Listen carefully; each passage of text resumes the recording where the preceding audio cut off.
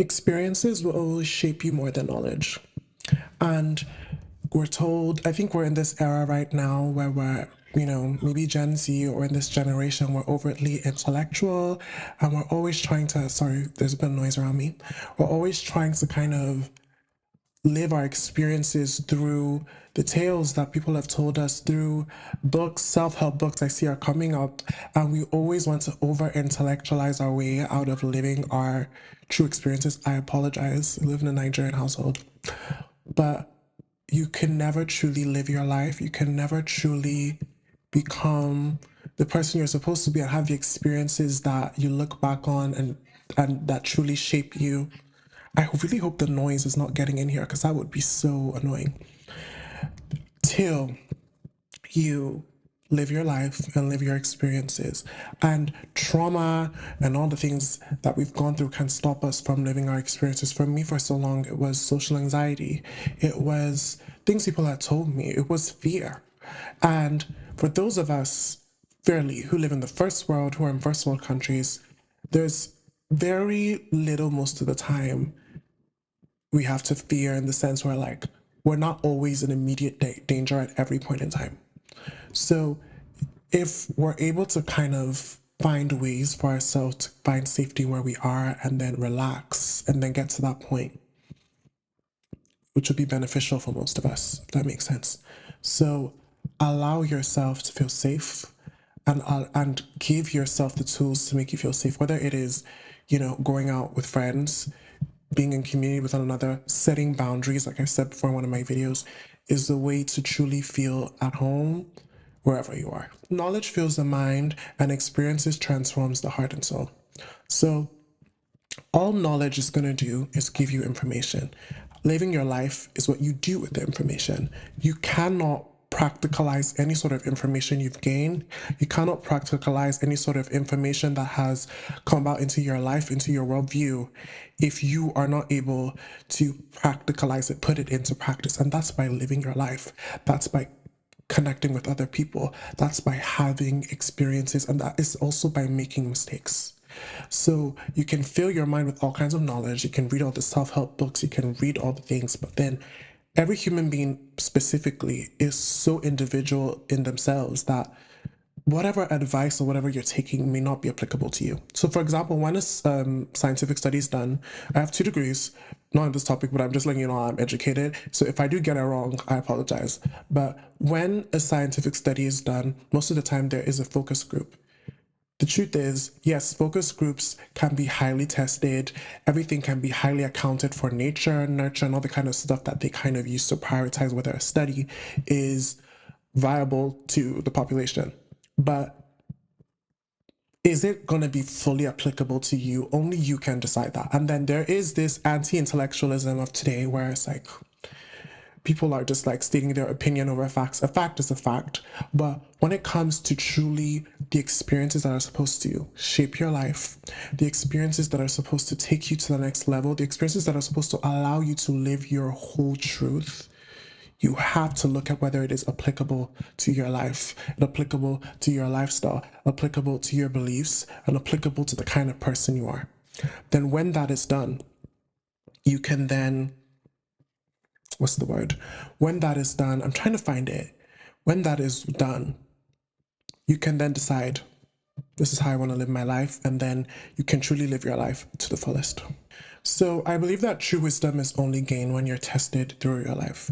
Wisdom is the difference between, for example, someone who's older, someone who's younger. I think I may be contradicting myself like I did in one last video, but when it comes to wisdom, especially in the context of this video more specifically, you gain wisdom through life experiences. And a lot of the time we can shit on older people because most of the time they're conservative, most of the time they're backwards, but it necessarily doesn't even have to do with age. It has to do with experiences. Someone who's like had to live a certain type of life will have more experiences than someone who's older and been shielded in many ways. So it doesn't necessarily have to do with age. I just want to let you know that. But the way that you learn from experience, it shapes you. It molds you like clay. I have a friend who makes African clay. Actually, I should have been there. And this just reminded me of them. I'm going to put their details in the video. But my point is, it molds you like clay. Nothing will shape you more than your life experiences, and nothing is going to shape you more than truly going about living your life the way that you're supposed to with the tools that you've garnered through that, if that makes sense. And I feel like the best tools you can use to help you live your life is you kind of have to prepare yourself for what life comes with. Life will come with danger, life will come with betrayal, life will come with rejection, and life will come with all kinds of negative outcomes and experiences and emotions that come with life. So how are you going to prepare yourself for that? You need to learn how to regulate yourself. You need to learn how to connect with people. But as you connect with people, keeping yourself safe, having the boundaries that you're supposed to have to, and also being observant as to what behavior you want to accept and the behavior that you want to repel from your life.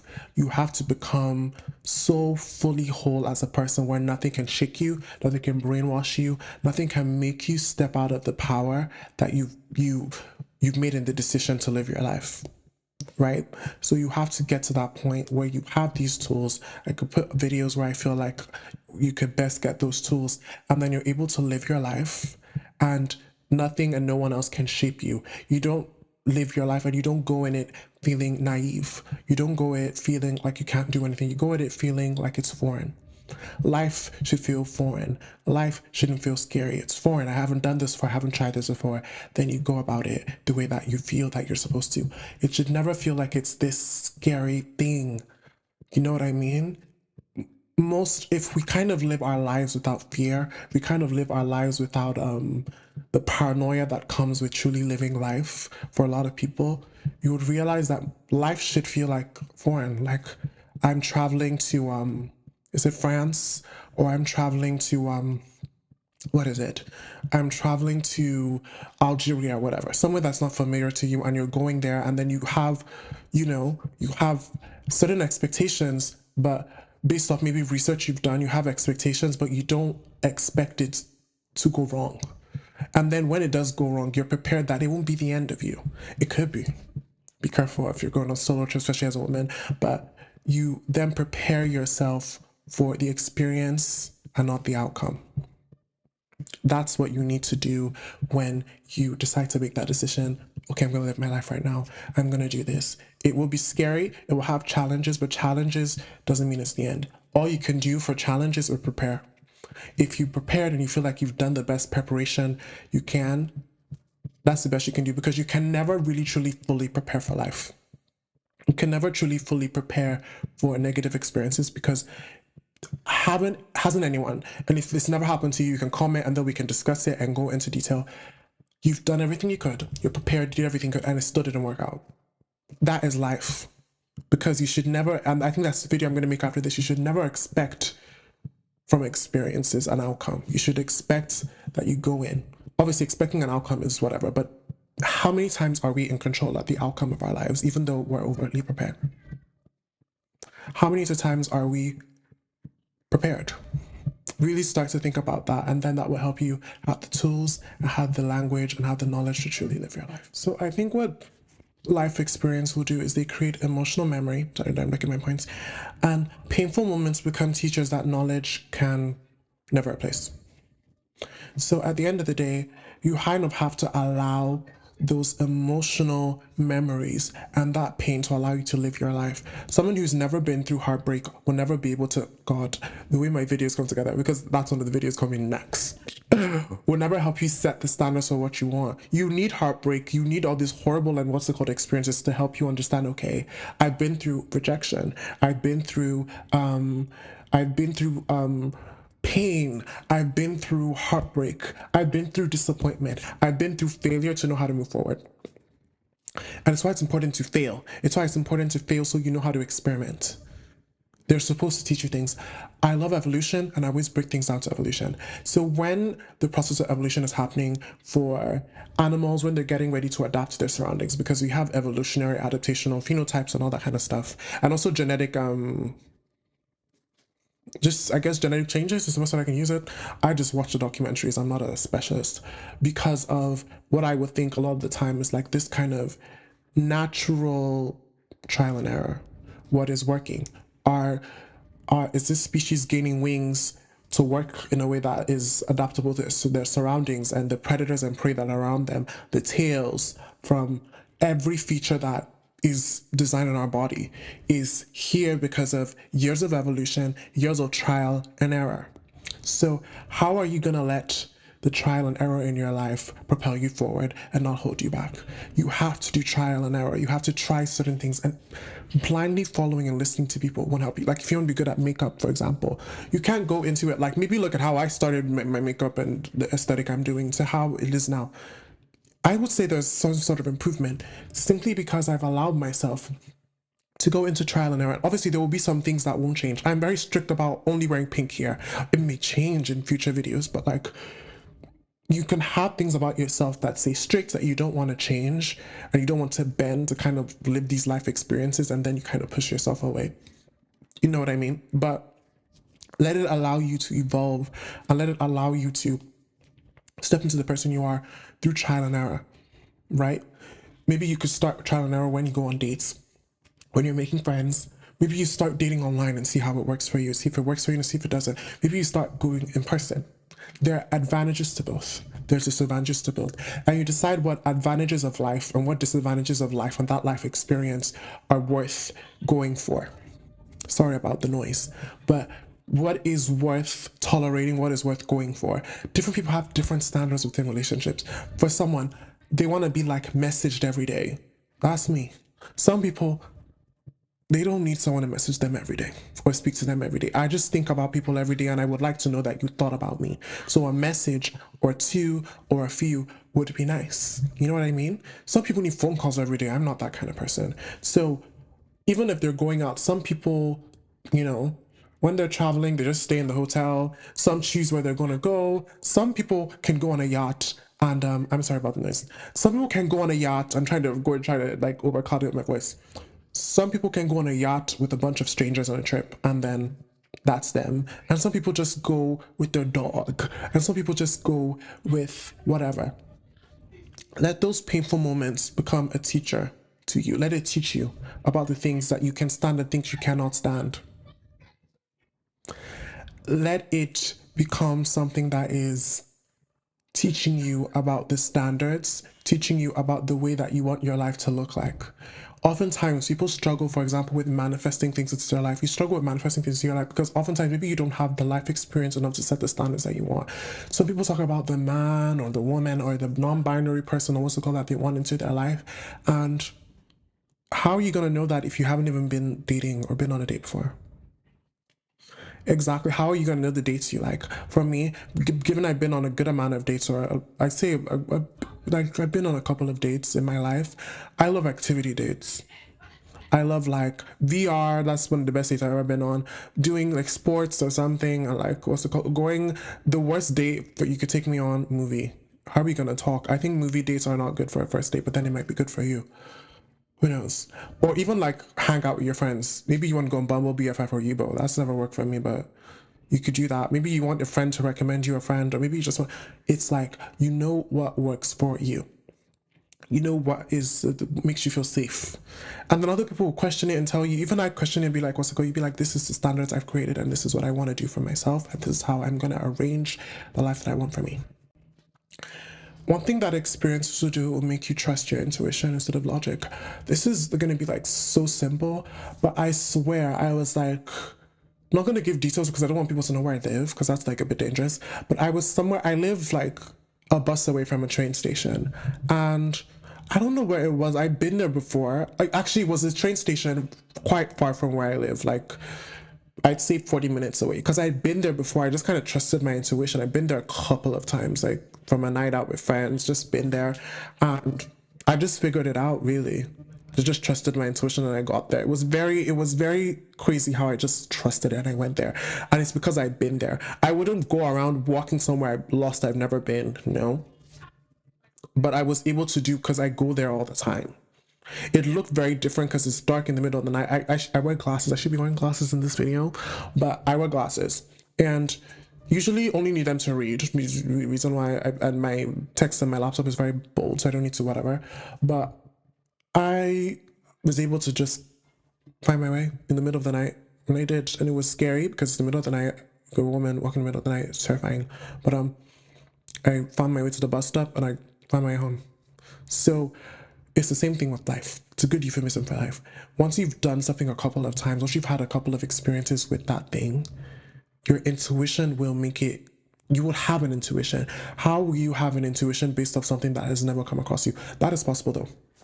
I have those experiences sometimes where you've never met someone, you just feel like they're weird. But then the thing is, that is usually propelled by your experience with people. I've met a plethora of people. It's why when I look at someone, I'm like, I don't know about that person, because body language for me tells a lot about a person. Their body language, the way that they rest their body, I can tell a lot about a person. So it's important to allow the experiences that come from life and come from doing things to do those things. If you haven't done any of those things in your life, how are you then expected? And then how are you going to live your life with intuition as some sort of like compass? Exactly. Live your life and allow intuition to take place, and it will only happen when you live your life. Knowledge can prepare you, but experiences will change you in ways that knowledge never can.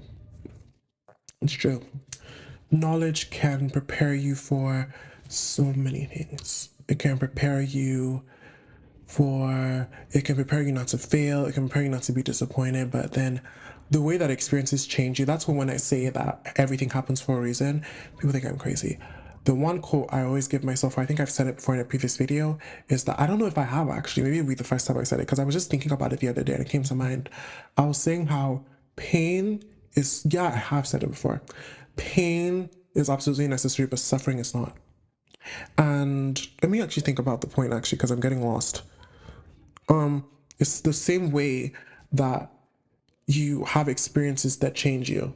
When alchemy is happening and fire goes through something, it changes it forever. That's how experiences change you, and that's how pain is necessary and suffering is not, because pain changes you. Suffering is just, pain is instant. Suffering just goes on and is unnecessary, if that makes sense. When something is changed, it's changed forever. You can't get it back to the way it was. And people think that, that's why my video harm is not subjective. The only way to undo harm is to get back a time machine. The only way to undo it is to get back a time machine. And the beauty of life is sometimes we want to take it back, but like when you look at the experiences that you do have and you gained from those things, like you are not the same. And that anything that you're benefiting from at that moment in time, whether it's that new relationship, that new job, the experiences that you've gotten from that experience that you've had, the friendship that maybe didn't work out, the relationship that maybe didn't work out, I'm betting you it will help you. Because I look at so many friendships. I think of my friendship, I mentioned her a lot. Whenever in Courtney or Vincent or India, friends that I have, and if they were friends with me 2 years, I don't think they'd be friends with me 2 years ago. I wasn't healed enough to be their friend. So it's the same thing of like how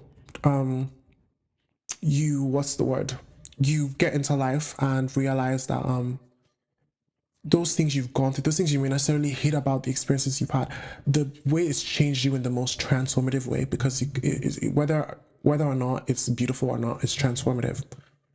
You won't be the same, and you will benefit from it in the new relationships and in the new life that you're building for yourself. That's something only experiences can do for you, and it will have you honoring your experiences, no matter how painful, no matter how regretful that they are, because you look at them in the grand scheme of things, it won't matter as much as you think it will. And when it does matter, it will matter in the way that it taught you, in the way that it shaped you to be who you are. You are nothing without your experiences. You're nothing. Experiences mold you and shape you. It's like God just puts clay and puts it out there, and then the wind and whatever will shape you. And that is life. Life is about being shaped. Apologize for the noise. Life is about being shaped. It shapes you. It molds you. Experiences will ground theory into truth, and you will start knowing instead of believing. So it's like a lot of the time we aren't sure of anything.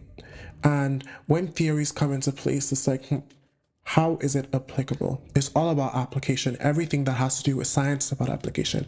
And a lot of times, some theories are really profound, but the reason why they may not be looked at in high esteem, even though there's profound and there's so much research behind it, is how is it applicable, right? And it's the same thing in life, because there's a difference between believing something and you know something. Like, I've gotten to the point in my intuition where I allow myself to know. I know this is happening. I know good is coming from me. I know not to be with this person. I know I can't even stay in a situation I'm not supposed to be in as soon as I discover I'm not supposed to be in it. Sometimes you don't know. But once I'm like, I'm not supposed to be with this person, sometimes I speak to someone I'm dating, I'm like, he's full of shit. He hasn't done anything yet. But I'm like, he's full of shit. This is not going to last. And I know, and there's somewhere I'm not sure. And then they do something, I'm like, okay. But you then know. You know, they don't even have to do anything, and you know. And that's why it's so important to live your life and allow yourself to be shaped by the beauty of life. Truly. Allow those theories to be grounded and then come into fruition and become truth. Then your intuition becomes the truth. I always say my intuition is the truth. It's the truth because usually I've learned to trust myself because I live my life and do things on the whim, and I do things that come through me and it becomes true. I do things that people will even think is crazy, what people may even think sometimes is unsafe, and I come out of it unscathed. I even come out of it having wonderful experiences because I trust my intuition. It's the truth.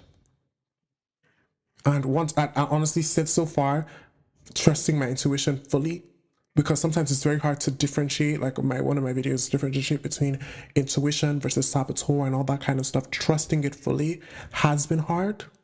It's been difficult, but it's truly allowed me to know that my intuition is the truth.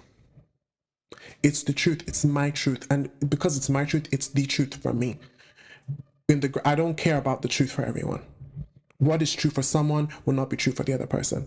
It's like the subjectivity in beauty, the subjectivity in morality.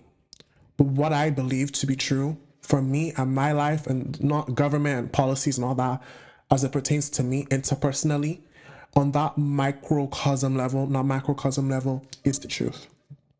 And then it can become untrue based off my own life experience, but no one ever gets to decide that for me. Most of the lessons that have shaped you and stay with you are the ones you've lived through and not the ones you've read about, not the knowledge you've acquired. And that's the truth. And start with babies. They learn not to touch fire from touching it. They don't hear, "Mommy, don't touch the fire." And it starts from when young, and it starts on that primal level, that evolutionary level. Even with animals, they learn not to go there for knowledge. Or even it may not even be knowledge you've learned, it may be knowledge from your collective unconscious. I could put that there from Carl Jung, deeply ingrained into your subconscious brain from your consciousness. I hope I'm making sense. But reading about collective unconscious consciousness will make all that gibberish I said make sense. But it will shape you. You will know the direction to head in. You will know that this is what I won't accept. That's why I always tell people, in situations where you feel you're being backed against the corner, you're feeling abused, leave when you're ready.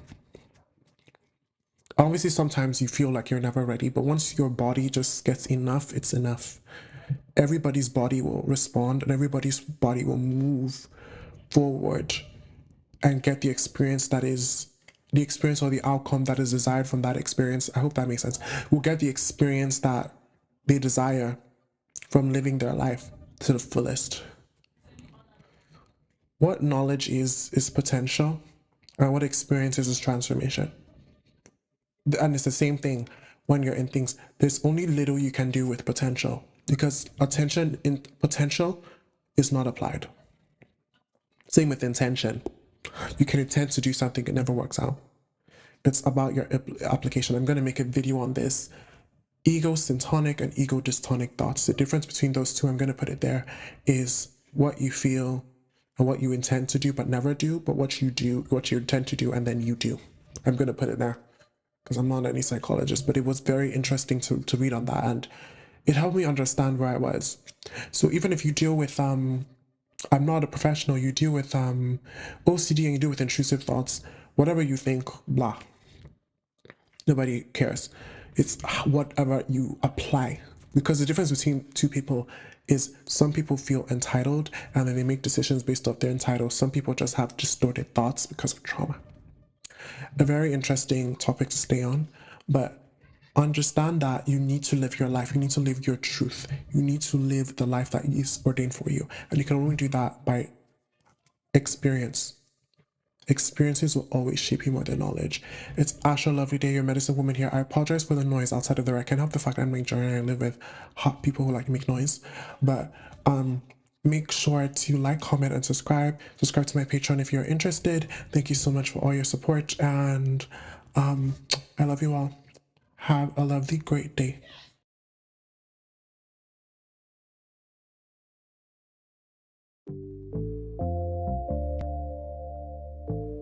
The Medicine Woman.